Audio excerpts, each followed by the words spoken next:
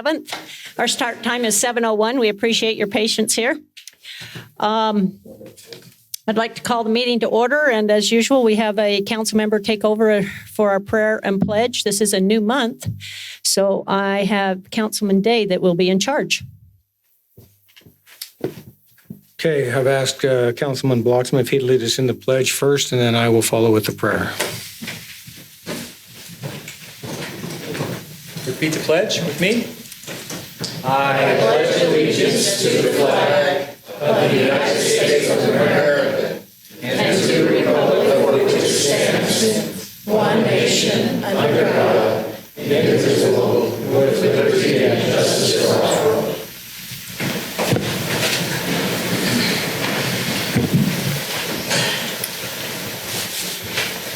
Our Father in heaven, we're thankful this night to be here in this council meeting. We're thankful for the peaceful conditions that we can meet under, and please bless us this night that we'll have thy blessings upon our meeting, that we may be able to discuss and come to the right conclusions on the issues here tonight. We're thankful for our nice city and the good residents we have here in the city, and we ask a blessing upon all of them, that they might be safe and the city might be safe, and all those who protect us might be watched over. Again, we thank thee for all things, and we say this in the name of Jesus Christ. Amen. Amen. Okay, thank you for that. Okay, council, we do have a set of minutes, three sets of minutes that we need to approve, so I'll look for any type of corrections or motion. Madam Mayor, I have some corrections. I already spoke to Kim earlier today regarding some minor changes, but there is one that I wanted to reflect, and that is in the council meeting minutes of the 17th of June, page 6. When we were talking about the landscape ordinance, I had brought up about quail certification, and the minutes reflect that the quail certification would be by a city staff member. My intent, and I think the discussion was around that quail certification is basically would be for the landscaper doing the installation or water management of projects, not necessarily the staff. And other than that, I'm fine with the rest of the minutes. Okay, I've made that correction. very good. Okay. Well, then we'll accept that correction. How about a motion? Madam Mayor, I'll make a motion that we approve the following minutes. The minutes of the Layton City Council work meeting of June 17th, the City Council general meeting of June 17th, and the Layton City General Council meeting of September 16th, 2021, as proposed with the changes that were made by Ms. Reed. Second. Okay, it's been moved in second that we accept the minutes for the aforementioned three meetings. So all in favor, please say aye. Aye. Any opposed? Okay, thank you very much. That takes care of item number 1 on our agenda. We'll now move on to item number 2, which is municipal announcements. So council, do any of you have any municipal announcements you'd like to share? Just one. They have a family recreation that starts in November. It's bowling, and it is packed. But anyway, I'm just saying registration starts November 1st. So if you get there November 2nd, you may not go bowling. It's a riot, a lot of fun. Everybody wins turkeys, hams, Reese's peanut butter cups. But anyway, it's a lot of fun. And why am I doing this? They're having a pumpkin carving contest on the 20th through the 22nd. Drop them off at the museum from October 20th to the 22nd from 10 to 5. Pumpkins will be lit and displayed at the museum on the 22nd from 6 to 8 p.m. A lot of fun. Yeah. Don't make them. So is that open to the public? That's open to all the residents, right? You bet. Yeah. Yes. Just those with pumpkins. If you don't have a pumpkin, don't come. Yeah, So carve it and have a good time. Let your kids carve it. They're the fun ones. Yeah. The ones that are done professionally, Oh, come on. looks like you're watching a catalog or something. No, So anyway. it's a great concept, and it draws good attention to the museum, and I think that shows how our museum is really trying to encompass all of our residents and let you know that it's an opportunity to just kind of show your talents as well. So it's a great opportunity. in addition to that, you have on the 22nd, you have your Halloween bash Yeah. at the amphitheater. But one thing I want to mention, unless Councilman Bloxon, do you want to mention this Saturday? Go ahead. This is your bailiwick. Yeah, go ahead. Okay. So this Saturday, the Davis Arts Council will be having what they call their active pages. And it's a fun time. They do it twice a year when it's outside like this. This one it's always done around, Halloween. And the theme this year is Dracula. So they'll be telling the story of Dracula. You do have to have tickets. So go onto their website. It's free, but you have to go onto their website so they can kind of control the crowd and put you in groups as far as they take you through the storytelling process down through basically the hollow behind the building here. They stage over by the wall. And I will tell you also, in addition to that the Layton Rotary Club will be selling hot chocolate there. And any proceeds that they make always stays right here in our community. So it's a good way to support two different organizations. Okay, does anybody else have anything? Okay, seeing that there's none, let's go ahead and move on with, we do not have any verbal petitions, so I'll move on to our citizens' comment of the meeting. The citizens' comment is intended for you to bring any new or additional items that are not on our agenda. So if you wish to speak on anything that is not on the agenda and you'd like to share with the council, you're welcome to come up and to either side of the podiums and state your name and address for the record. Okay, seeing that there's none, we'll go ahead and move on to our consent items. We do have two consent items on the agenda. Both items are going to be presented by Mr. Dave Price, our Parks Director. The first one will be an agreement with the Wasatch Regional Front Council regarding our active transportation. So, Mr. Price. Thank you, Mayor, Council. This evening, I have the pleasure to introduce Resolution 2143. This resolution authorizes the mayor to execute an agreement between Layton City and Wasatch Front Regional Council for hiring professional design services for an active transportation plan. The city desires to compile and update their bike, trails, and transit plans found in separate plan elements in the general plan into one document known as the Layton City's Active Transportation Plan. It is intended to serve as a guide to staff, commission, and elected officials on how to allocate funds and properly construct roadways that are conducive to multiple modes of transportation. On March 15th, 2021, the Transportation Land Use Connections Program through Wasatch Front Regional Council notified the city of an award of $90,000 to assist with preparing an active transportation plan, contingent upon a local match of $10,000. A letter of concurrence and match agreement was signed by the mayor on June 6, 2021.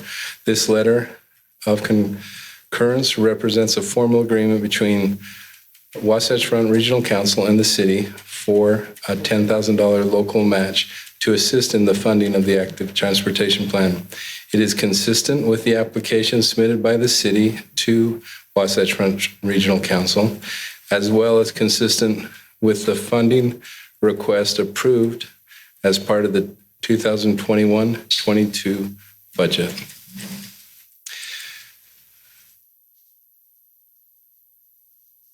Through the attached local government understanding agreement, the city acknowledges the agreement to be entered into between Wasatch Front Regional Council and Alta Planning and Design Incorporated for the design services that will provide to assist with the development of the active transportation plan. Staff recommends the council adopt Resolution 2143, authorizing the mayor to execute the local government understanding and agreement between Layton City and the Wasatch Front Regional Council for the development of an active transportation plan, and ratify any actions taken heretofore in furtherance of this resolution. Any questions? Just one. So the $10,000 match, had we already planned on that, or will that be coming as a part of a budget amendment later? No, that is currently in our It budget. is in the budget. Okay. Any other questions? I'm just going to make a quick comment. To me, this is a great example of how we take a small portion of our budget and expand it by partnering with other folks here. And that's the reason why I was pretty excited about getting this grant going. So thank you. You bet. Resolution 2142, if I could. This resolution, if authorized by the mayor, will execute a physical agreement accepting the Utah Division of Parks and Recreation's Federal Highways Administration Recreation Trails Program 2021 funding grant award of $75,000 for the east and west trail connections of the Case Creek Trail Highway 89 pedestrian underpass. On January 3rd, 2019, a resolution was passed by the council to accept a 2018 Utah Division of Parks and Recreation Federal Highways Administration Recreation Trails Program grant for $75,000 in support of the Case Creek Trail Highway 89 underpass. A 2-year period was allocated to complete the project using the grant monies. The Case Creek Trail Highway 89 underpass is included as a betterment with the UDOT Highway 89 overall construction project. The city is coordinating closely with UDOT. However, due to timing of UDOT's overall project, the underpass is not yet complete. City staff requested an extension from the Utah Division of Parks and Recreation for the grant and was encouraged to reapply with this year's grant process. On April 26, 2021, Layton City resubmitted the Recreation Trails Program grant proposal, requesting funds to help with these trail connections. The east-west trail connection will connect Valley View Drive and 2200 North to the underpass, which will provide the needed infrastructure in the northeast section of the city to connect the city's 10-foot wide multi-purpose asphalt Case Creek Trail alignment specifically to the Bonneville Shoreline Trail system and to the mountains to the east. On September 1st of 2021, the city was notified that they had been awarded $75,000 through the Utah Division of Parks and Recreation Federal Highways Administration Recreation Trails Program 2021 grant funds. This funding assistance agreement has been issued by the Utah Division of Parks and Recreation to formalize the awarded monies. Staff recommends the council adopt Resolution 2142, authorizing the city manager to conduct negotiations and the mayor to execute the agreement between Layton City and the Utah Division of Parks and Recreation for funding assistance with the construction of these trails. Good. Any questions? So does this have the same 2-year clause in it as the previous one had? It does. And I mean, they're moving along pretty fast, but is there any concern that we won't meet the 2-year on this one? We believe that we'll be on time with this one. There is an extension period on the original one. We were just so far out, they felt that it was not necessary to do the extension, that we had plenty of time to reapply and get the money. Okay. And so this time we believe that we'll be completed in the 2 years, but if not, we can utilize that extension. Okay. Even if you're hand shoveling it, right? Hand digging it through?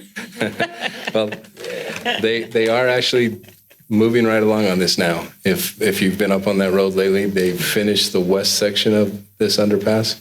They are currently working on the center one, and that's the second of 3 sections. Very good. So just a couple of questions, Dave. Out of curiosity, so the cost of it was fixed in the bid, correct? It's not going to change now, the overall cost of it? The cost of the underpass is, what we're talking about today is the project that ties the 2 trails to the underpass. That one still has some potential to move a little as we hire consultants to help us with the design. But we believe that we still have plenty of funding to accommodate those little shifts. And so according to the chart in the packet here, there's just the proposed Prop 1 and ramp funds to completely fund it. Is that correct? That is correct. Okay. Thank you. Thank you. All right, thank you very much. Okay, we'll move on to item number C, and this item will be presented by our city attorney, Mr. Gary Crane, and it's regarding a forfeiture proceeding. So, Mr. Crane, go ahead and explain. Thanks very much, Mayor. Members of the City Council, Resolution 2145 is a resolution adopting and approving an interlocal agreement between Layton City and the Davis County Attorney's Office. The reason for the resolution is a change that was made in a bill last year at the legislature. And it's funny, when you change one word, it can make all the difference in the world, and it did in this case. Davis County typically handles all forfeiture cases because most of them are felonies, like 99% of them are felony cases. And so they handle all of the forfeitures that occur as a result of Davis Metro Narcotics Task Force and their efforts here in Davis County to get a handle on drugs, essentially. And Layton is the leader of that group. So our Layton Police Department is all the time going in and confiscating or taking items it could be money, it could be cars, it could be all kinds of different things. And those are subject to the forfeiture laws in the state of Utah and also to federal forfeiture laws. Up until now, the Davis County Attorney's Office has actually been processing those cases. But because of a change in last year's legislation, they changed the word state of Utah to the agency when it talked about who could go to court and enforce this. Since most of the cases are felony cases anyway, and since we want Davis County to continue to prosecute those and handle forfeitures on them, we need this agreement, which essentially gives them the authority on our behalf to prosecute cases of forfeiture at the county level or through the county attorney's office. So that's really all this does, is just kind of correct a problem that came about as a result of adding one word to the statute. It's funny how that happens. But anyway, we recommend that you approve this interlocal between Davis County Attorney's Office and Layton City. Council, do you have any questions or further clarification? Okay, seeing that there's none, I'll look for a motion to approve our consent items. Madam Mayor, I move that we approve our consent items this evening. Resolution 21-43, the local government understanding and agreement between Layton City and Wasatch Front Regional Council. Resolution 21-42, fiscal assistance agreement accepting the Utah Division of Parks and Recreation's Federal Highway Administration's Recreational Trails Program 2021 funding grant award.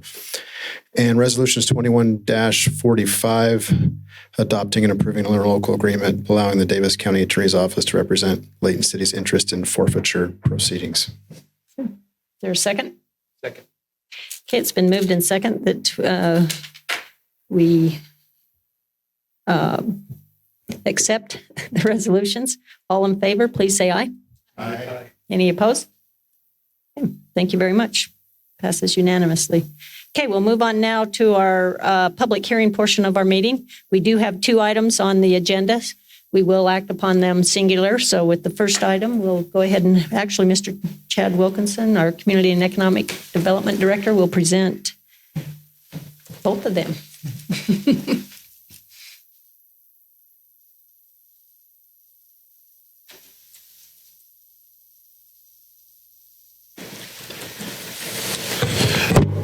Thank you, Mayor, Council. This first item is a development agreement amendment. This is the Layton Health Holdings development agreement that was entered into several years ago with the city and Layton Health Holdings, kind of commonly known as Gentile Station, the development name. I want to just briefly give some background. First of all, I want to show this exhibit for 2 reasons. This is one of the exhibits that's being proposed to be modified, but also gives you an idea of where this development is. So Gentile Street would be to the south or bottom portion of the picture. This is about 350 West Gentile. We've got some existing single-family residential that surrounds this property, and then the railroad tracks, active rail on that northeast portion of the property.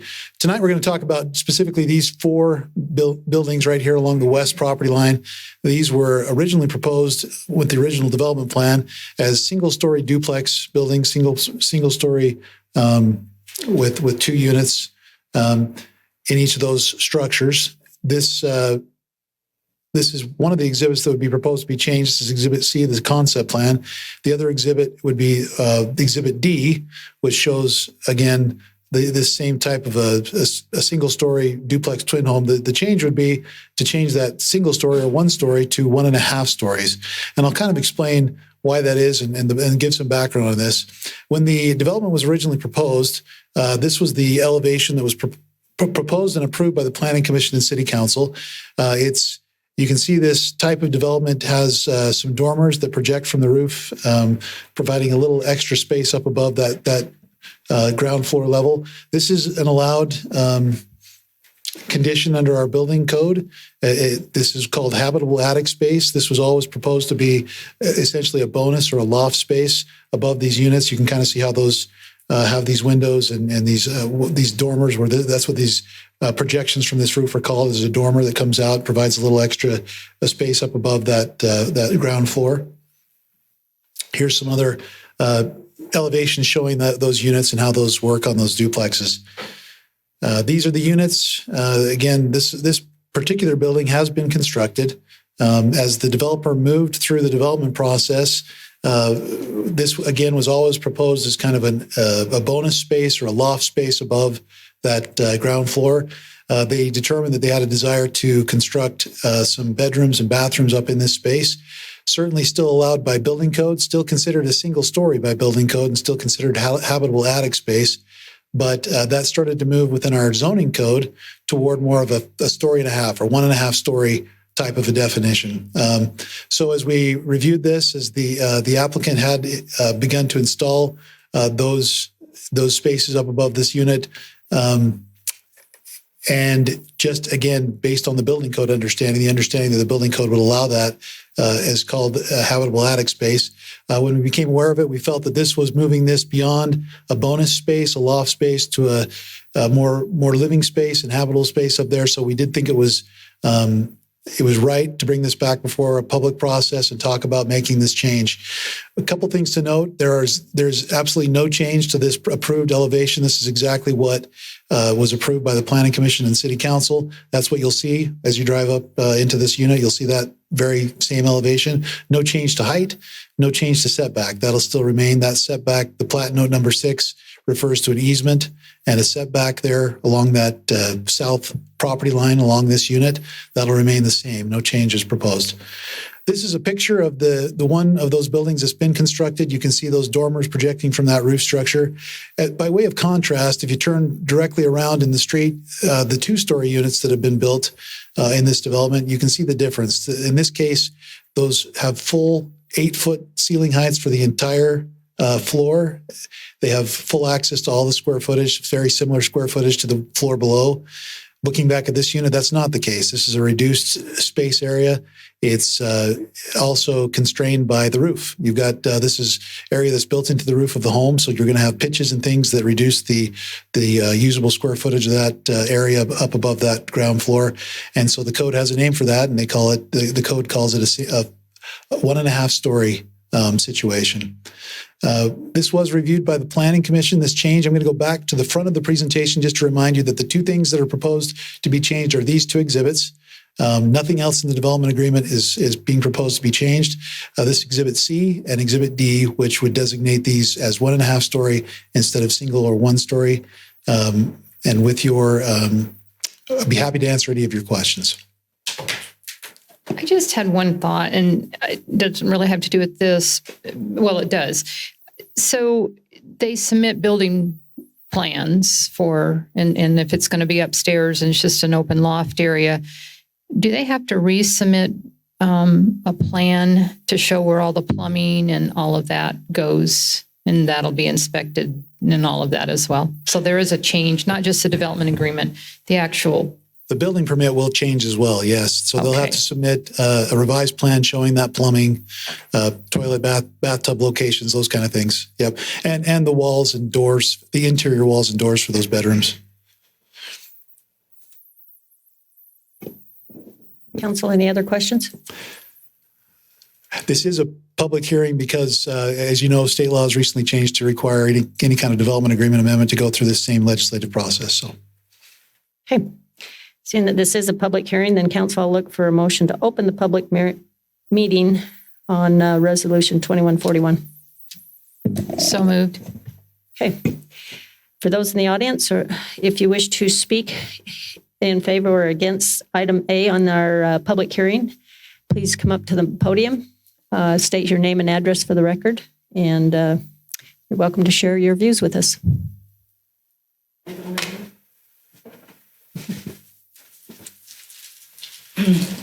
My name is Linda Mullaney, and I live at 376 West Gentile. One of the things I put in here is I noticed they always showed the one townhome, but they did not show pictures of the one I'm concerned about, which is the one that's facing all of my land, and it has 3 dormers on it. So that might be, I don't know how many councilmen have taken the time to go look at that, or, you know, if you've had the time, it would be something to do.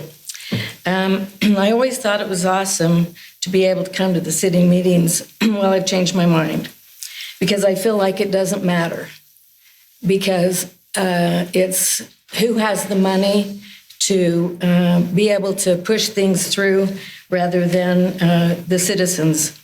It's really too bad the city cares more about the incoming residents than the ones like my family. I've lived here since 1983. I've paid taxes here, paid wages here in the city, and also I've worked in the city. I had a business in the city. I owned a preschool at my home in Layton, and when I report to the city since April, it was April 11th, the first time I noticed these dormers coming up, and I questioned it. Well, it was kind of like I felt like it was just kind of pushed under the rug, because all that was said was there is no room for bedrooms up there, and there is no plumbing. Okay, so I just kind of let it go and thought, well, I'll just keep watching, just kind of questioning, okay? Nobody acted concerned or anything from the city. So I wait, and another text, I advised some info, no plumbing, and it's been checked out, no response. May 2nd was again advised, some, I sent pictures in, and each time I was told info forwarded to this inspector, and same thing, there is no room for bedrooms up there. It's more attic space, maybe a gaming table. Okay, and so I kind of am concerned that the city didn't follow up and say, you know, let's look at this, let's get with the developer and see what's going on. On August 17th, again, forwarded pictures with showed the dormers of the second floor. I am really disgusted with Walker Homes, as they have went ahead and done their own changes without the city knowing. So these 2 have already been built without coming back and getting approval from the city or any suggestions. And so it's why bother to come to the meetings when Walker Homes LLC have done what they wanted. And to me, it looks like the city has covered up for not doing their job that are paid for by the city taxpayers. It would have worked out so much better if the developer would have been honest in the first place, and I wouldn't have to be here tonight. And ask some opinions, like on the other townhome, they have built just the 2 dormers, and I don't care if it's 2 or 3, but they put them right going into my backyard. Why didn't they put them the same as the other one facing the east? You know, then I didn't care if there was 50 levels, but if you've got them, you know, it was kind of like it wasn't ever really shown that those other dormers faced right into our backyard like that. This is truly a case of Henry Walker Homes knowing what they were doing from the beginning and following with the thought of it's easier to ask for forgiveness than permission. It appears on my end it was all covered up Also, my concerns is they didn't really explain to show the side view. And each time I've seen that, they haven't showed a side view of the one going right into my backyard with the 3 dormers. I was just wondering how many council members have been over there to even look at it in there. I'm sure not many have time. I was concerned that it was brought to the attention of the city and no one ever came and said, let's work this out. What can we do to make it better or anything? It's just, I'll do it. So they've already done it and now they're coming to the meeting to get it okayed. That to me that's not right. I don't understand. They did this, all of a sudden they changed it now that it's okay and we're coming to the meeting to get the rest of them done. They've done 2 of them already. And I'm concerned that the city didn't follow through with it. When I came to them and asked, right, I sent pictures when the sticks started showing up. Just the dormers, and I was wondering what was going on, And all I was told was there is no room for bedrooms up there. Let me tell you, they're big bedrooms. They have big closets in them, and there is plumbing already up there. So they've went ahead and done something against the city and the residents, and I guess we don't matter. But I thought it would have been nice if they would have came to the city and asked some questions. Can we make this better? Can we make them all facing east? I mean, I've lost my view of the mountains. I've lost everything else. And then all of a sudden, here this comes. And so every time I go out in my backyard, there they are. And I'm sure they're nice. I'm not saying that. I just think they did it wrong. They went ahead and did something ahead of the city, which you guys, they shouldn't have done it. And just like the last meeting, I showed a picture of the side view, and I couldn't get it to show the top dormers, but they go way up, and there is 3 of them. But I thank you for your time, and I hope that everyone has a good evening. Thank you. Okay, this is a public hearing. Is there anyone else who wishes to speak on this topic?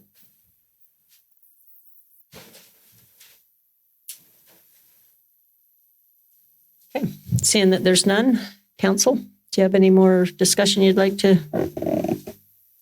Yeah, Chad, can you come up, please? So we have 2 sets of drawings of the elevation, one with the dormers and then a side elevation that does not show the dormer. So these are all the same building. These are just different views of that building. So the view that she's talking about is this one right here. That would be the part facing her, Miss Mulaney's yard. Okay. So this is all the same building. This would be the rear, and then this is the other side. So it's just a matter of the design, but that is what she's referring to. There are 3 dormers on that south facing side. Okay, and these were submitted in the original? They were, and I think that might be part of the confusion is that we're talking really about 2 different things, that we have the exterior elevations. This is what was always proposed. This is what's been there since the preliminary plat stage of the development. So when the calls first came in to the city, there would have been no cause for any kind of alarm because we expected this. We expected to see those dormers. The building plan that was originally submitted was for that bonus loft space. So it was something that progressed as they continued to finish the top portion of that building out. The developer relying on building code. Again, building code describes that you can have these types of facilities in the tops of these buildings or the tops of these 1.5-story or habitable attic spaces.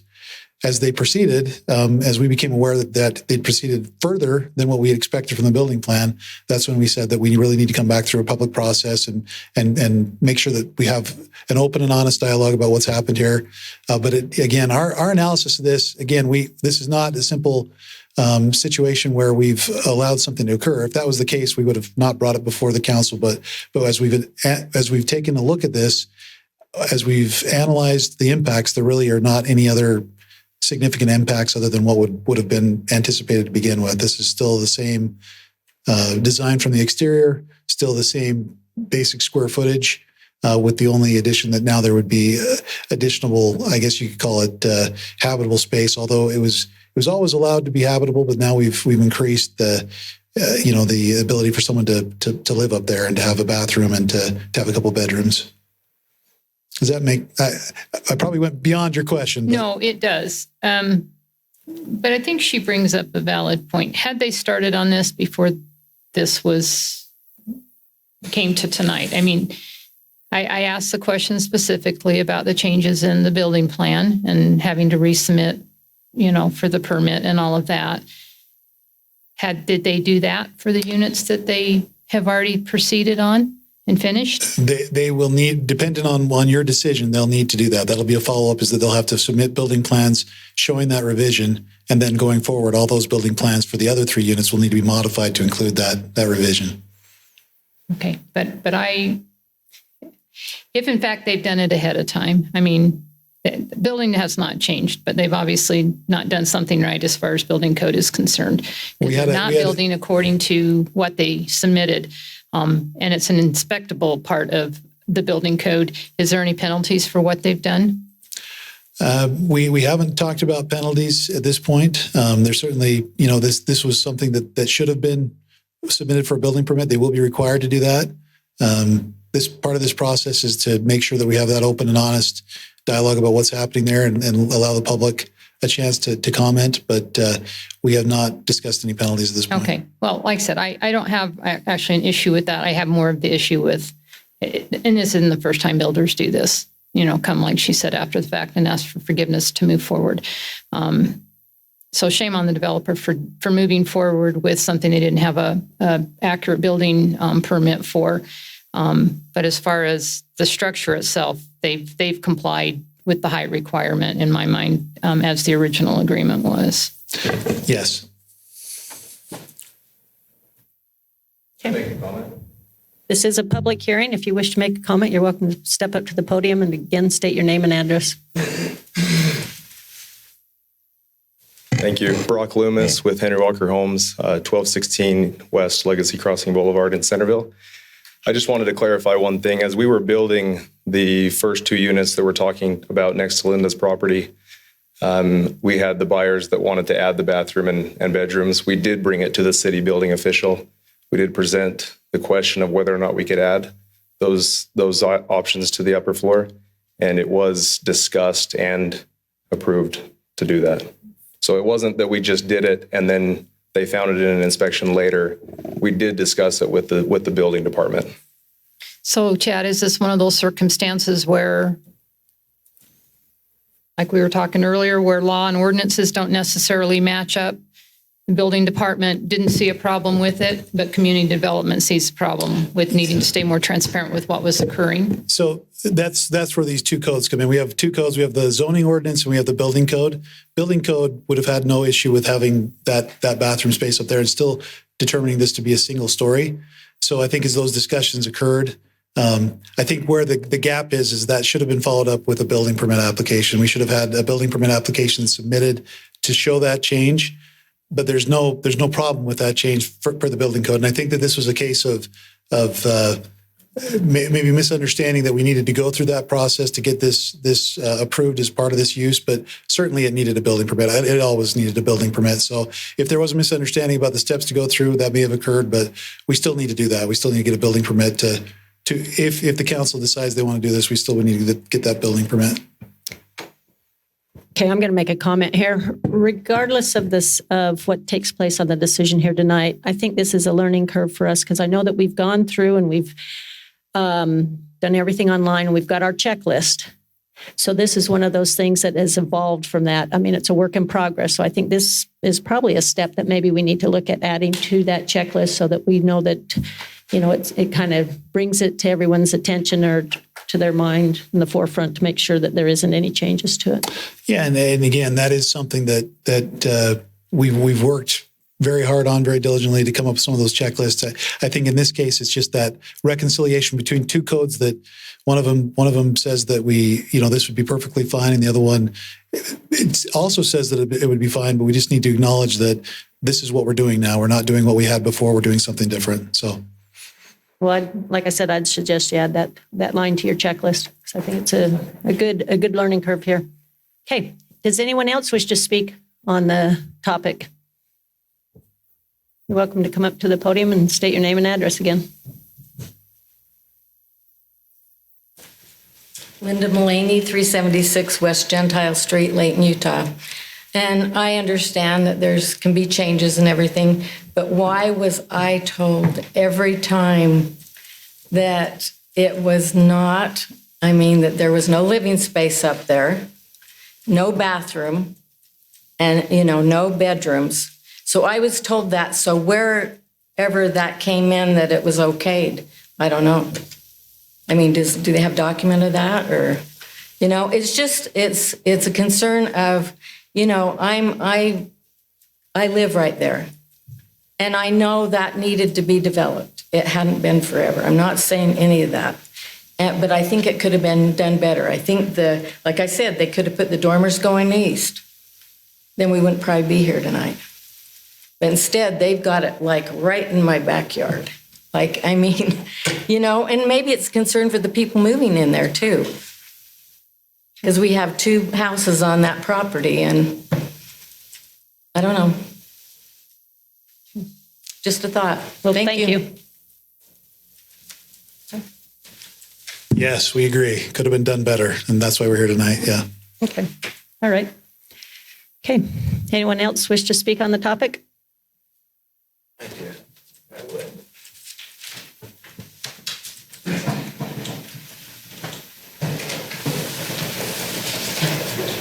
Okay. Remember to state your name and address, and if you could kind of keep your comment brief. Tom Tudor, 1757 Gregory Drive, Layton, Utah, 84041. Been there 52 years. All I'm consider is in law. So if we have a lawyer present here, I don't want Layton City violating any laws. So you and the lawyer should get together and say to me, there's no laws broken, that it is a mistake. Okay, thank you. Thank you very much. Okay, anyone else? Gary, just a question. This is part of your training this morning, or this during the work meeting. So I'm guessing that an appeal authority would see that it was in the building code and that the builder proceeded under the building rules, and that there was ambiguity between our code and the regulation, and that they would probably have a favorable outcome. Is that correct? I think that's pretty accurate. Okay. Yeah. That being said, Ms. Mullaney obviously she's not a builder, so she's not going to see the building code. She's going to see what they're telling her is going to be going in that top dormer. So it's just a difficult situation where it's tough one where I can see where both people would feel like they have a right, or that they're in the right. Hopefully we can use this as a learning example, like the mayor said, that we can not have this happen in the future. But I actually want to say thanks, Chad, for bringing this through this process. I know it's probably not comfortable for everyone to have these conversations, but I appreciate it because hopefully it shows that we're trying to be transparent. We're trying to allow the city developers that want to develop in the city, we want to give them a roadmap where they can feel like that they have good expectations. And the people who live in the city who are having development going on around them, we want them to feel like they can trust the city and that they can trust the developers, that we're working in cohesion with each other. So I just hope this is a step in the right direction. Okay. And Gary, the next time you do this training for a future council, you can use this as the example. Honestly, I did not even think of this until Chad presented it. So Yeah. Anyway, This is a such good is one. life. So. Okay, council, I'll look for a motion then that we take action on item A of our public hearing.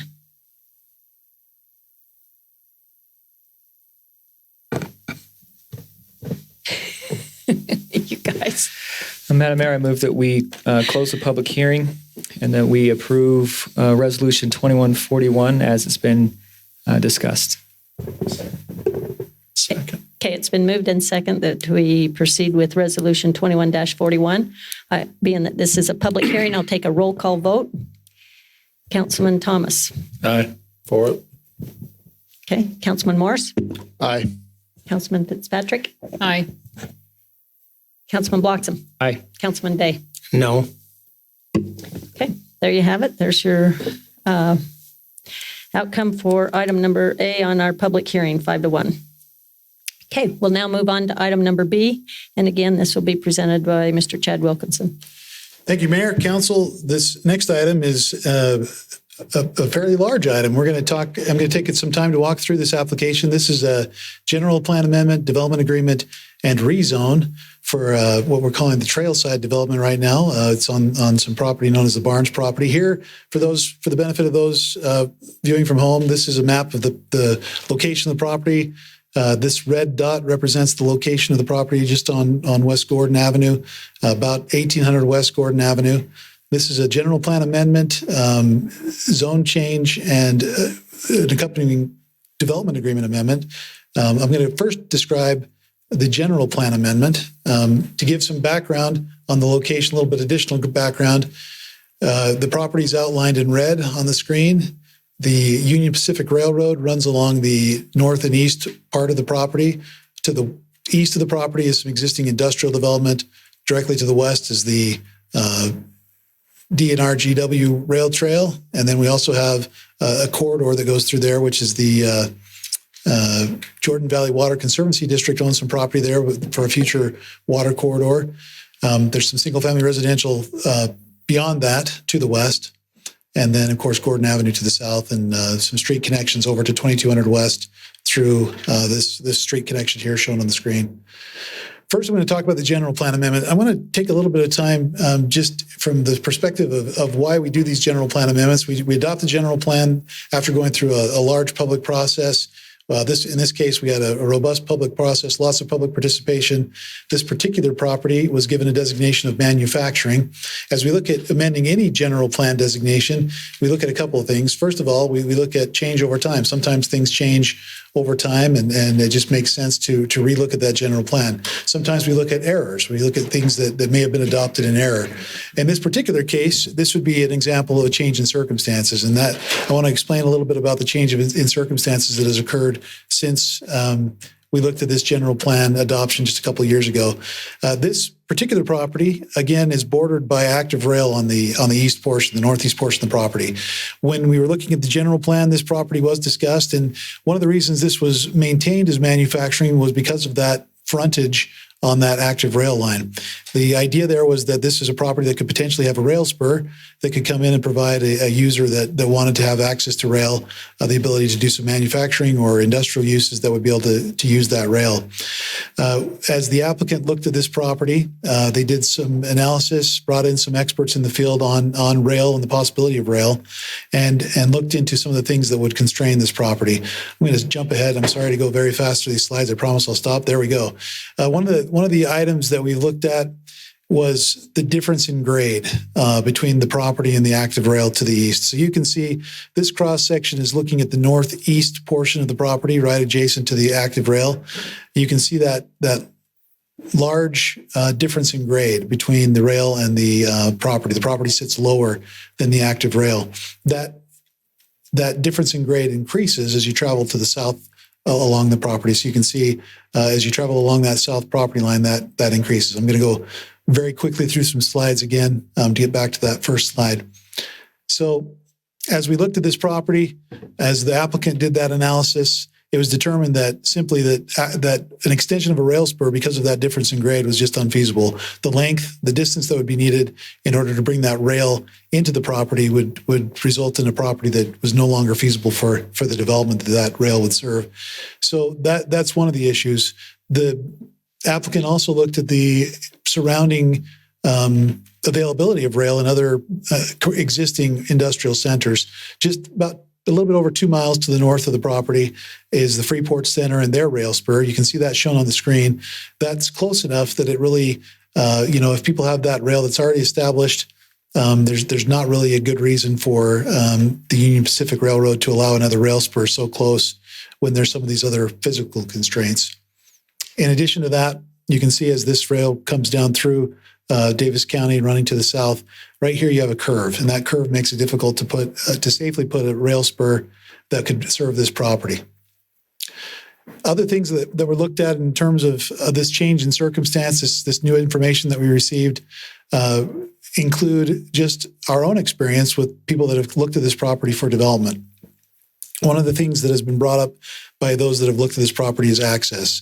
From a manufacturing use standpoint, you want to have good access to freeway, good access to those transportation corridors, and simply access to this property is difficult. Getting out of the property to go to I-15, going along Gordon Avenue would require a little bit of an awkward maneuver for a large truck to get around that Main Street and Main Street and Hillfield Road intersection, going up through some of these other areas would require driving trucks through residential neighborhoods that would simply, impact these neighborhoods and not really be. Not only would it impact the neighborhoods, but it would also be difficult for those trucks to make those maneuvers and not ideal. So when all those things are added together, as we look at this general plan map that shows that existing manufacturing designation there outlined in red, it was determined that probably manufacturing is not the right use for this particular property. There are other uses that would be more appropriate based on the physical constraints of the property. So that takes us through the general plan discussion. The proposal is to create a general plan designation of condo apartment for this property that would replace that manufacturing designation.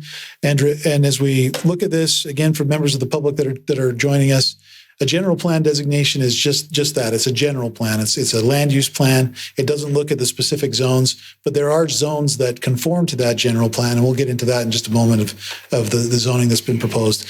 Of note on this and again, I mentioned this in the work meeting, because this property is long and narrow and runs kind of north to south, doesn't fit very well on a screen. We've turned it on its side in some of these slides. North is on your left-hand side. South is on the right-hand side. On the south portion of the property, there is a portion that would not be changed in the general plan designation, that would remain as commercial and industrial designation that would allow for some light flex commercial manufacturing type uses along that south border. I want to move on now to the zone change portion of this application. The zone change and development agreement. This is proposed to be rezoned to RH PRUD. PRUD means Planned Residential Unit Development. This is a zoning designation that allows the developer to propose some flexibility in the standards of the code to provide mixes of uses in creative and sustainable ways. This is what's happened in this case. This is the development plan that the developer has proposed. The total units that have been proposed in this particular development plan are 568. That includes a mix of single-family, residential, townhome, multifamily, and condominium development, along with that commercial piece that we talked about. The single-family homes run along this main access street. So again, to orient those that are joining us, Gordon is on the right-hand side of your screen. This is the adjoining street that connects to 2200 West on the left-hand side of the screen. The applicant proposes a major connecting street that would connect those two existing streets, and that would run along the west portion of the development along the Jordan Valley Water Conservancy property. Along that would be proposed single-family homes, predominantly along that main street. The next layer of homes would be those residential townhomes, and then the condominiums and multifamily would be proposed more along the industrial portion and the rail portion on the east side of the property. It's a master plan community. This would have an open space network, a network of amenities that residents could use. It also includes notably trail connections to the existing rail trail there. And there are 3 connections proposed. The city's working with UTA, who is charged with responsibility over that trail, to provide some access points to that trail and for the residents and for the public. This is a master plan diagram of the land use patterns for the site. You can see the yellow is the single family portion of that development. That more orange color there toward the center is the townhome portion. And then this kind of purple blue color on this east portion of the property would be the condo development with the multifamily development running along that northeast portion of the property.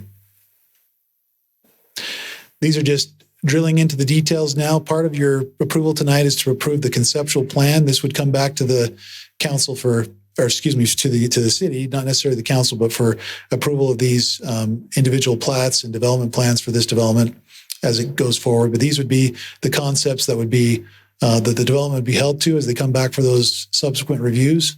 This is the single family portion. You can get an idea of what that would look like, and then a rendering, 3D rendering of what that would look like on the ground. The townhomes that are proposed, again, this is a representation of what those would look like. The development agreement and the code include development standards that would guide the types of materials and design that would be applicable to this development. Here's another rendering for that.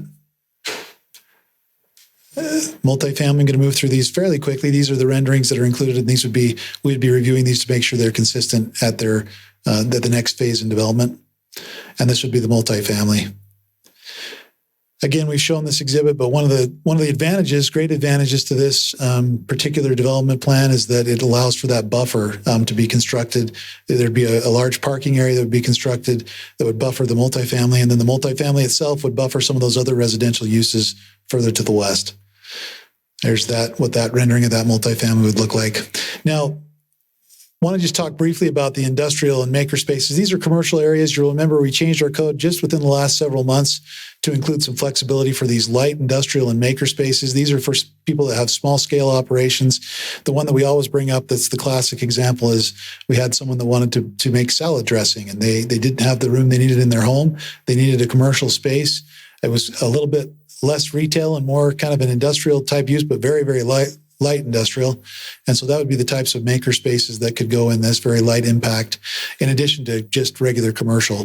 The overall scheme for this, the design scheme for these buildings on the commercial portion would be to, kind of pay homage to that kind of farm feel on this portion of our community. And you can see kind of the barn style buildings that are proposed. Here's some other typical elevations that show some of those types of elements that would be included.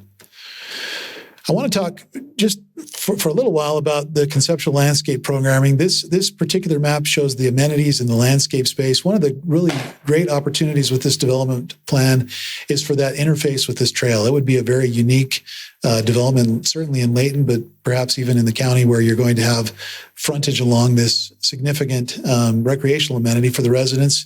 It also provides some very great connections for those residents to get into that trail, provides some recreational space along there. The developer, as part of their development plans, will maintain control over all the landscaping for the site, including the single family, and will be, as part of their plans, implementing a Waterwise Landscaping plan. And that will include the single family homes. Those areas that are not for active recreation would have Waterwise landscaping techniques, drip systems, Waterwise low water using trees and shrubs, ground covers that would not require the same water as if this was just a standard sod grass type of a development. So those areas that are not used for active recreation, certainly there'll be some turf in those active recreation spaces, but the remainder of this landscaping would be constructed as Waterwise landscaping. One of the great things that we've worked with the applicant, the developer, with is to make sure that we meet the PRUD ordinance by providing those recreational amenities throughout the development. They're spread out throughout the development. They're accessible by all the residents of the development, and within those guidelines that we recently adopted in the PRUD standards. This is just another example. Again, front door on the rail trail. That's one of the great portions of this development. Really quick, just to give just a brief discussion of some of the utility connections and things that will be a part of this development. On that main thoroughfare road that goes north to south, there'll be a loop system for the water lines in this area. A 10-inch water line will be installed along this street that will provide a loop out there for the water system in West Layton. This is going to improve pressures and fire flows for that entire area. So it's a critical component of the development, but also provides some needed infrastructure for West Layton. We've also just wanted to mention we have had a traffic study that was performed. It's usually not required at this stage. The developer has perform that traffic impact study. Steve Jackson from our city engineering department is here that he can talk about any questions the city council may have about the traffic study or the utilities. And we did take this proposal to the Planning Commission a couple of meetings ago. The Planning Commission reviewed the development proposal, this proposal for general plan amendment, zone change, and development agreement amendment, and they did recommend approval of this development agreement. And zone change and general plan. With that, I'd be happy to answer any questions if I can. Okay. Council, you have any questions? What's in the PRUD ordinance? I know we changed it. What is the minimum open space requirement?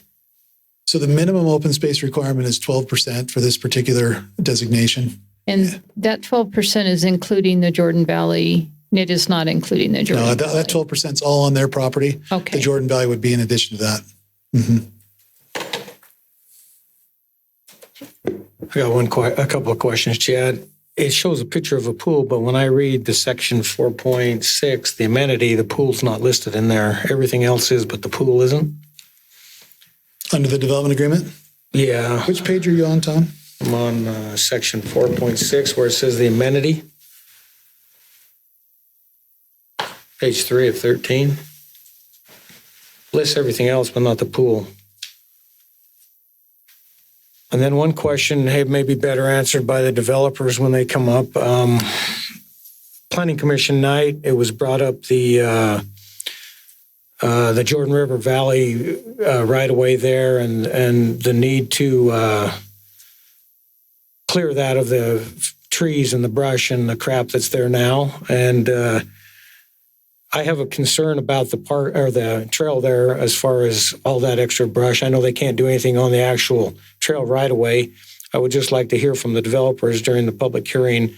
They mentioned that they would get something that night taken care of as far as clearing that, and maybe they can explain better how they will maintain that right away, because it's a significant area there. It runs the whole length of the property, and a lot of it's trees and brush. And they mentioned then that they try to get a agreement to tear all that out and make it something better. So that's a great question for them. On that first question, we might have the developer address this as well.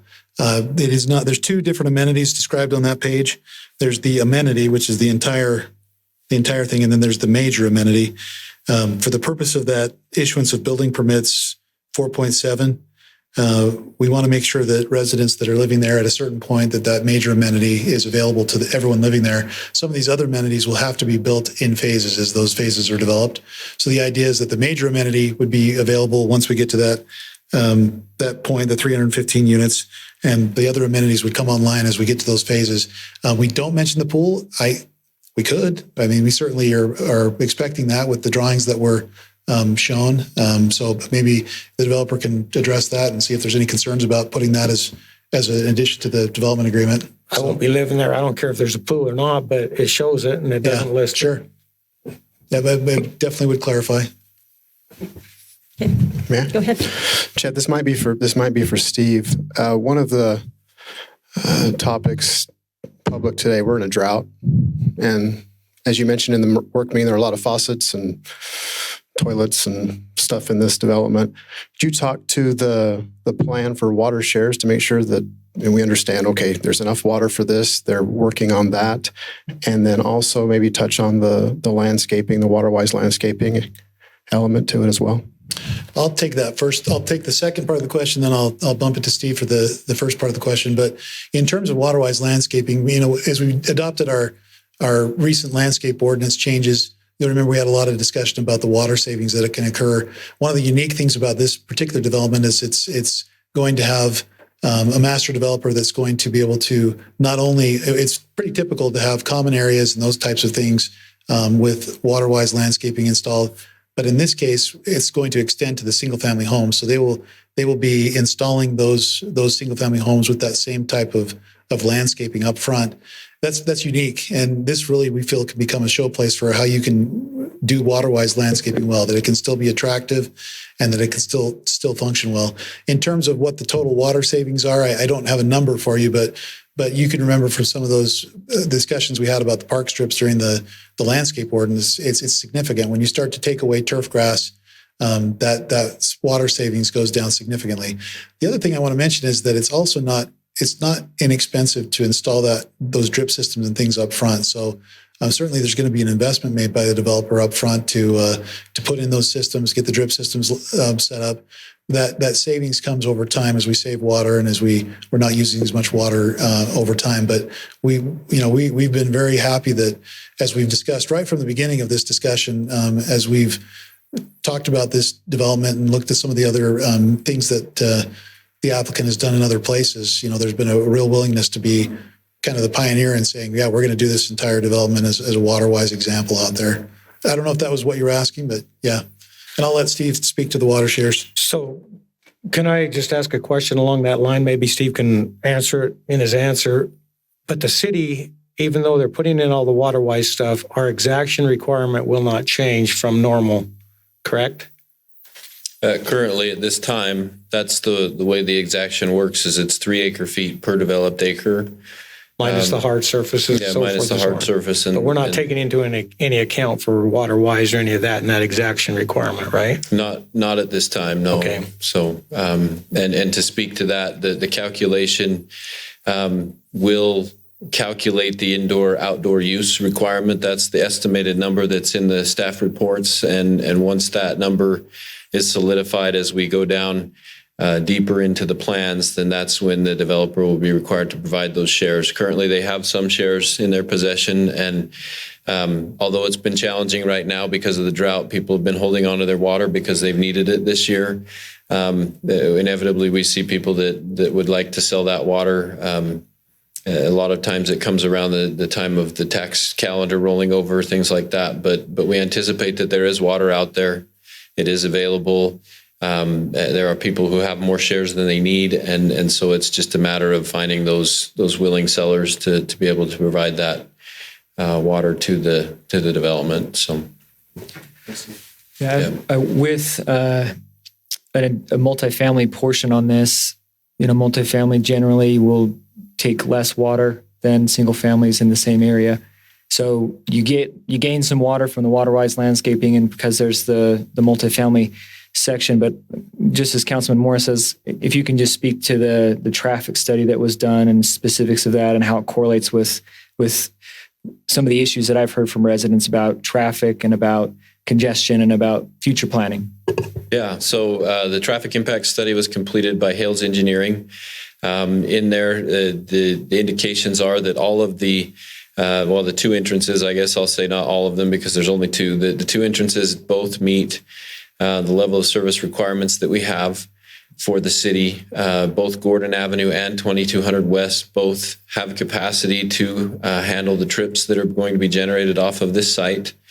The traffic analysis looked at the south entrance on Gordon Avenue, whether or not there needed to be a traffic signal there, and there's currently a planned signal at Cold Creek Way and Gordon Avenue for 2026. And so we're working with the traffic engineer to evaluate this area on Gordon Avenue to determine the best location for that traffic signal. If Cold Creek Way is the preferred option or preferred location, or if this new connection, now that the proposed development comes in, if that kind of changes that discussion a little bit. But right now we anticipate Cold Creek Way will be the signal location, and that the traffic impact study indicates that possibly in that same 2026 timeframe would be when that would become warranted. On the north end at 2200 West, the only modifications they recommend is to provide a left turn pocket for those residents and people traveling south on 2200 West to be able to enter into the subdivision without blocking traffic in that area. So I know there's a lot of concern about the park, which is the former Swan Lakes Golf Course, and the traffic impact there, but these numbers and the modeling all also take into account that there is that proposed traffic level that will be seen as that development occurs as well. So, and we did complete recent traffic studies on 2200 West as well, just to verify that the numbers are still holding from the 2018 numbers that we saw. And Then we also reduced the speed on 2200 West recently this summer to be more in line with what we're seeing with those traffic volumes and the safety concerns that have been expressed. So does that answer your questions? Okay. Just for the record, Steve, I'd like it on the record here because I think I'm more concerned with that north end again, like I said in the work meeting, because that, and I know it's not directly with this project, it goes through the other, but that connection there drops right on the trail, drops right in a dip, visibility's poor, coming over the humps, so forth and so on. So make sure you guys take a good look at what needs to happen there. Yeah, I appreciate that. We'll definitely look at that as it comes through.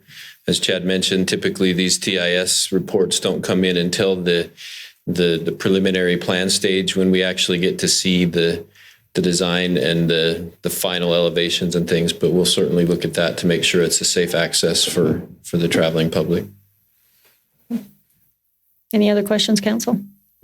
I have one for Chad. And I called earlier today and you were in a meeting, but I talked to Weston and I'm still kind of confused on this.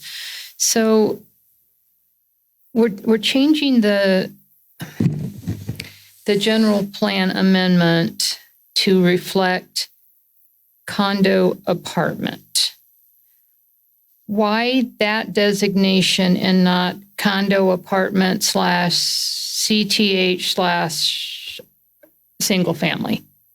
It's a great question. The idea, I guess, going back to the very first part of this presentation, the general plan is just exactly that. It's general. It looks at an area and says generally what types of development are appropriate in these areas. If you were to look at that land use map that I showed that the applicant provided in terms of the mix of those uses, I'm going to just try to get the good one that shows them all. Yeah. If you could imagine trying to carve that up into separate general plan land use designations, you'd get a pretty, it would be difficult to, especially with this type of an integrated mixed use development, to try to discretely come up with chunks of this is where this should be general plan single family, this is where this should be general plan townhome. And in reality, the townhome and the condo and the multifamily, they all kind of fall into that same category of that high density condo townhome type development. As we looked at this, the real idea was that we wanted something that could allow for that multifamily development, and this condo townhome designation allows for that type of zoning to be approved, but it also allows for single family. So, you know, in terms of getting one designation that could kind of cover all of those different types of uses. The other thing in looking at this particular proposal is that it is a PRUD. So we have some definite controls over the property and the way it's developed by that development agreement. We know what it's going to look like. So again, if we were to try to carve this up into distinct, you know, different general plan, remember the general plan wouldn't be single family. We have those different categories. It would be transitional residential or neighborhood residential, which also allow for a wide variety of different zones in them. So just for clarity and for the purpose of establishing that this is an area that is appropriate for some high density housing, we did choose that the best way to go forward there would be just to do one general plan designation that allows all of those different uses, accompanied by a development agreement and a PRUD that specifies where those developments occur. And it's really the great thing about this proposal that we're excited about is that we have an opportunity to master plan a very large portion of property with that great mix of uses. We're going to have single family and townhome and multifamily all in that same community. And that gives us a chance to make sure that the design is all cohesive, that we have cohesive landscaping. So it did provide that opportunity. Does the agreement outweigh the zone? The agreement is part of the zone. It's the development agreement and the zone go hand in hand. So they don't. They do. So this would be an RH PRUD. That PRUD designation, you got to have a development agreement. So without that development agreement, that PRUD doesn't work. Yeah, but the zone agreement is townhouses. The general plan is that apartment townhome general plan, but that's accompanied by this development agreement that changes the zone. Okay. I'm going to trust you on that. Don't understand it, but I'm going to trust you. I can give it another shot if I can. The way to look at that general plan is it's just... I just see an agreement saying, I'm going to do this, like the lady that left. that this is going to happen, but yet the zoning says if I sell it and the next guy comes in, They have to follow that same agreement. agreed, but it's still all, he could put in all townhouses. He couldn't. Oh, he could. No, Okay. no, that development Then that's agreement all- goes with it. Yep, it that has to be. answers my question. It has to be consistent with what you are approving with that development agreement. Okay, Yep. then that's fine then. And in this case, there's only one developer, Yeah. not multiples, like in some of the other places. One last question. Sure, go for it. The trail connections. Developer will put them in, but then it says the city will maintain them after that. Does that mean just a strip of asphalt or what's put in or the landscaping around it? Maybe Dave can speak to that when he gets up. It's a good question. We've had that discussion a lot. Because of the dynamics there, we have to be the applicant on that. We have to be the one that I saw connects that. to the trails Had to because be the UTA city. requires that. It has to be the city. And so there's kind of, we would love to work with our applicant and with UTA and with Jordan Valley to do something that would be nice there and to have some maintenance. I think we have always planned that we would maintain that connection. That would probably, when I say maintain, that would be just, snow removal and maintenance of the actual surface. But I think as far as landscape treatments and things, I think that's a good question. We need to see if we can drill down a little bit further and get something nice there that would be a nice connection through there. But I'd love to have Dave speak to that a little bit more. Dave Bailey from Destination. Well, before we do that, this is a public hearing. Council, do you have any more questions? Okay, then I'll look for a motion to open the public hearing regarding item number B here. So moved. Okay, thank you very much. Okay, this is a public hearing, so anyone who wishes to speak in favor or against, you're welcome to step up to the podium. Again, state your name and address for the record, and if you're representing a group, I'll allow you to speak a little bit longer. Thank you. Hi, I talk really loud, so I'm just gonna move that. Erin Sandberg, 3470 West, 650 North. I actually have a lot of questions. I'll try to be super fast. For Mr. Jackson, please. They're about the traffic impact study.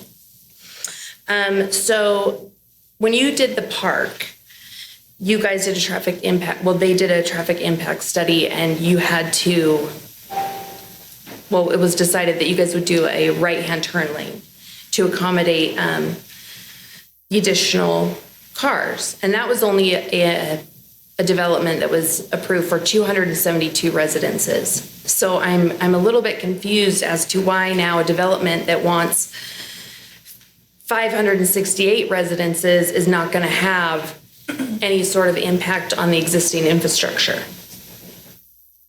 And I know that you guys are saying, I'm not getting Okay, excuse me. sorry. We Can you need not to- hear? Yeah. I'm so Drop it down sorry. A little bit. I'm so sorry. I'll talk louder. Okay, so I know that with the park development that was approved, there was 272 residences. And in order for that to be approved, they needed to put in a right-hand turn lane at 2200 and Gordon. So I'm a little bit confused as to why this new place that is going to have 568 residences, they're saying isn't going to have any impact on that intersection and why they don't think that they're going to need to do any infrastructure changes. And I know that they have said that in 2026, 2026, they're going to do the Cold Creek signal, thank you. But that was according to the Transportation Master Plan from 2017. But in 2017, that was based on the population growth from then that was 80,000 in 2040. And when you guys upgraded the general plan in 2019, the transportation plan wasn't changed. So I'm just kind of wondering, why are we going to wait till that when clearly we need to upgrade everything? And again, why isn't that little intersection going to change at all when we're going to have twice as many people there now? And also, I'm super concerned about the safety of those kids that are going to be crossing that street to get to Ellison. And then they're going to have to be bused to either the Legacy or down to, what is that, North Shore or something? Shoreline, thank you, for the middle school. And then I don't even see where they're going to put a high school. Don't even get me started on that.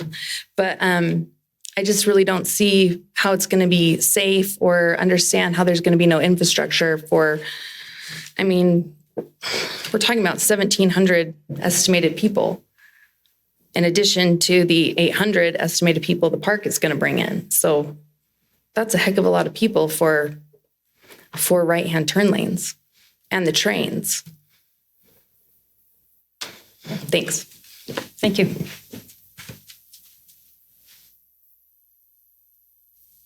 Steve, would you like to address this? Yeah, let's go ahead and address it now.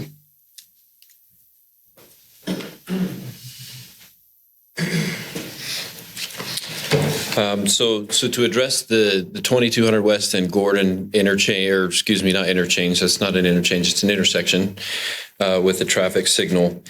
The current signal that's out there has just received an upgrade to its radar detection systems, and we're working on optimizing that.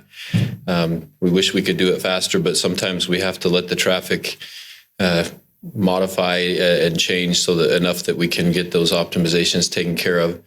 But the difference between this development and the park development is that the trip generation calculations show that the primary trip destinations or paths are going to be north out of the subdivision on 2200 West at 35% of all the trips generated, and then 45% of the trips will be from that southeast exit and access there. So there's only estimating to be 10% of the traffic going south and west from this trailside development. So whereas the park, most of the traffic from the park needs to go through 2200 West and Gordon to get out, because that's where the roads are connected. But the anticipation is that most people using this development are going to travel from Antelope Drive, Main Street, to get to I-15 from the north, and then they'll travel on Gordon Avenue east to Main Street to get to I-15 as well. So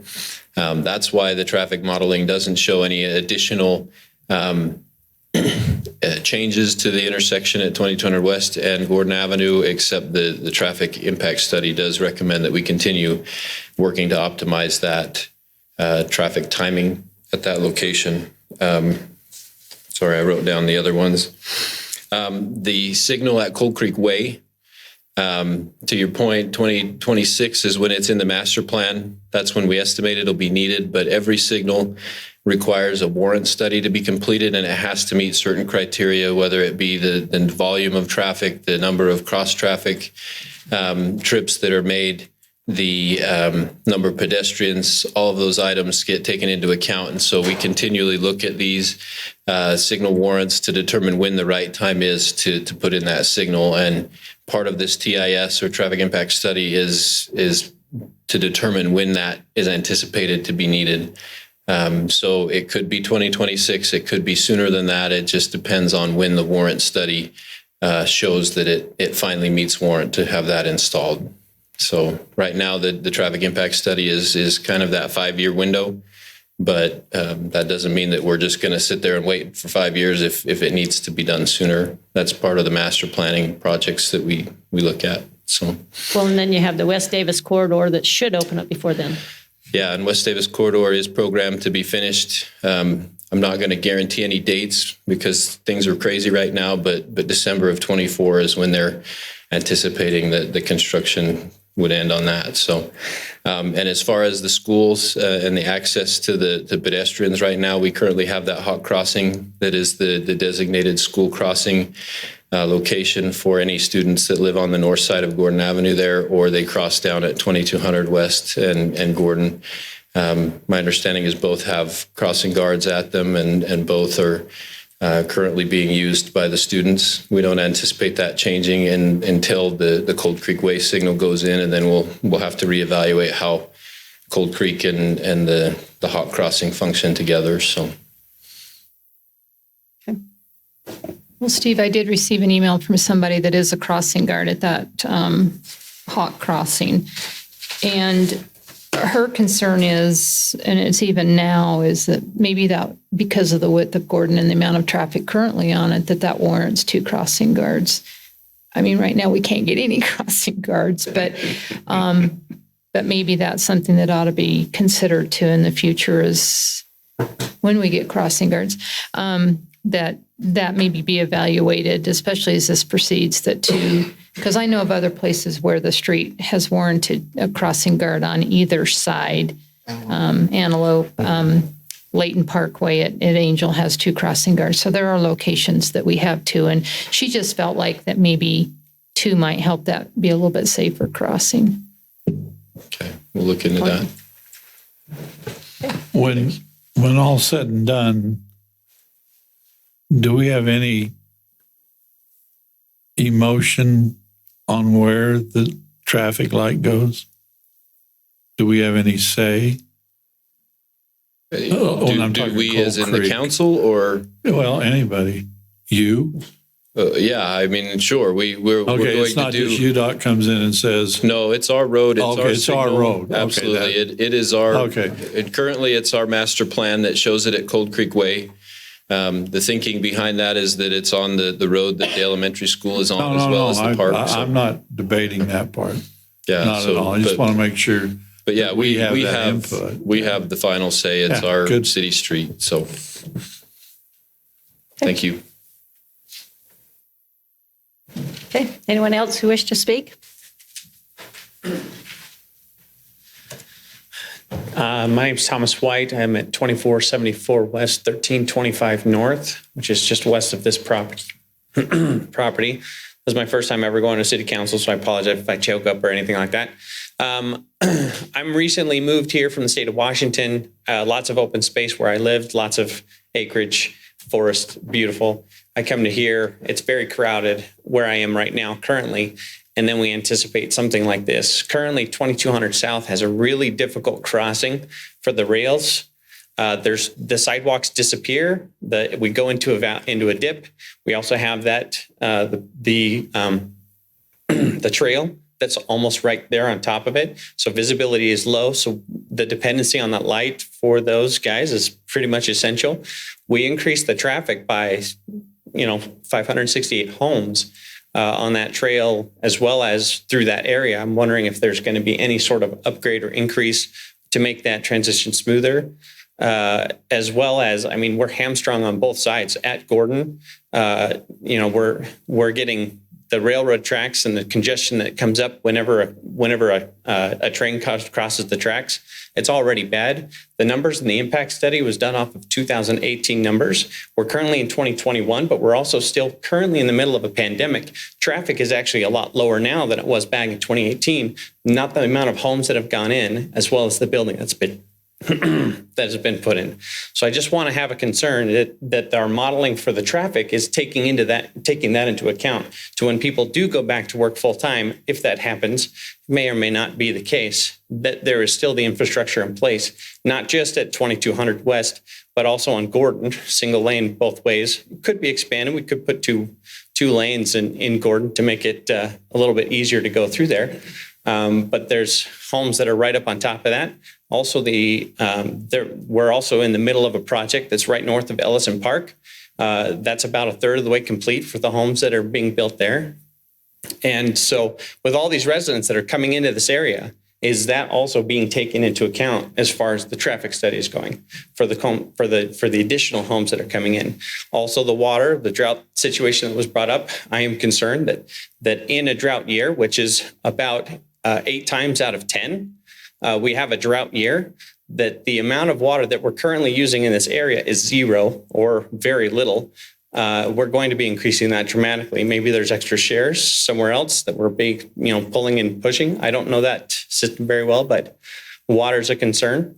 The other one is making sure that we have. There was a number thrown out about 12% of the space in an area needs to be green. But if you build a 20-story high rise, you can have it on a very small piece of land. There's a lot of people there, a lot of parking. So that's all I have. Thank you. Thank you. Would anyone else wish to speak on the topic?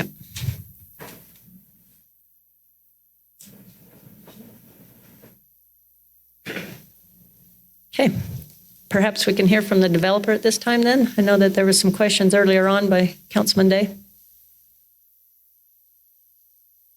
David Bailey, 67 South Main Street, Layton. I think I've got all the questions written down, so you'll have to correct me if I miss them. But the trail clearing, Councilmember Day mentioned at the Planning Commission that was brought up, and there was a lot of concern about the safety on the rail trail with how the undergrowth is along the property line there. I actually, after the meeting the next morning, I went out and walked the trail, and somebody had just done a service project and had hacked a lot of it out, and it was all piled up. It was kind of an obstacle course.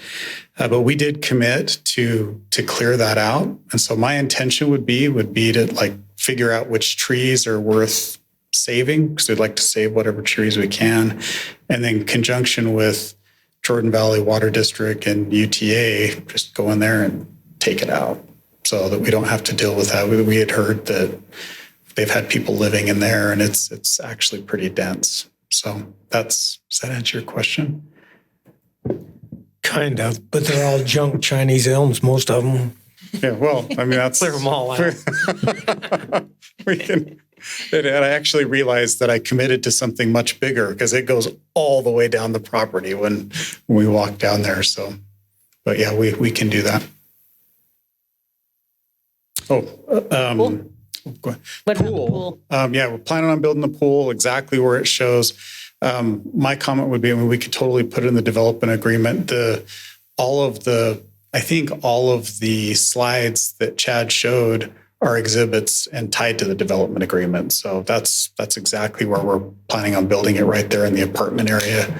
And so, yeah, I don't have a problem with that if they want to add that or just count it on the exhibit. I didn't realize that it wasn't spelled out specifically. And then landscape around the trail connections. Chad spoke right. The Jordan Valley won't deal directly with us as a private developer. So Joellen's been working with them to get that approved, which she's done. And I mentioned to Chad, I think it's a great idea for the city to maintain that 10-foot black asphalt, but the small amount of landscaping that we put on either side and bleed into our landscaping to the east, to me, that just makes more sense that we would have the HOA take care of that and tie it in somehow. So, but that's to be determined. We can work with staff and work that out. If you really want to take care of it, you can, but no, thank you. We probably can. Was there anything else that I missed? No, but I want to say thank you for the commitment to the Waterwise Landscaping. Not only is it more expensive for you to install, it's going to be more expensive for the HOA to maintain, because it's not a simple mow and weed and blow. So these residents will be taking on a commitment as well. And I think we've got residents ready to take on a commitment like that. So again, thanks for, especially in the single family where our ordinance didn't address that as being required. I'm glad that you're moving forward with that in the development. So we're excited about it. We've got this is more information than you need, but we've hired a landscape architect, and they haven't started because we wanted to make sure that everything was good with the council. But we're going to work with Weber Basin, and then we've got a number of landscape contractors to get together as kind of a group to really try and figure out how to do Waterwise landscaping in a way that is cost effective. And so we're hoping that by the time this is done, that we've got a really nice project that's maintained by an HOA and can be an example for other folks to do it. Well, I appreciate you taking that on. And like I said, setting the bar really is what you guys will be doing with this project. And again, to speak on the Waterwise, that's great. And I know it's tough. This is expensive, but I can see where probably even some AstroTurf may come into play a little bit here, just because of the height of your buildings and the narrow paths might be a smart or something we could look at as well. But anyway, thank you. I'll let Councilman Thomas speak here. Go ahead. Thanks. You grabbed the mic. I know. Yeah.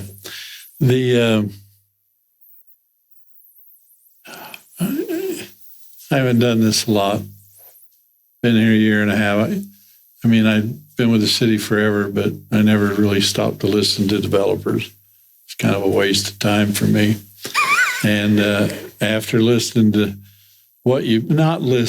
seeing how you designed it, I'm going to say somebody did a good job. I don't know who did it, but it's nice that the general road that a lot of people will take a shortcut so they don't have to go down to the light. It's just natural, but it goes by homes, nice area. Not that the others aren't, but in our city, a lot of places you look are multi-use homes, and they're not bad, they're not ugly, it's not a single family home. And this makes it look, it's just the way you designed it is right. I compliment you that way. Oh, now, thank you. I may change my mind when you're done if you start building something and don't get the code changed. Okay.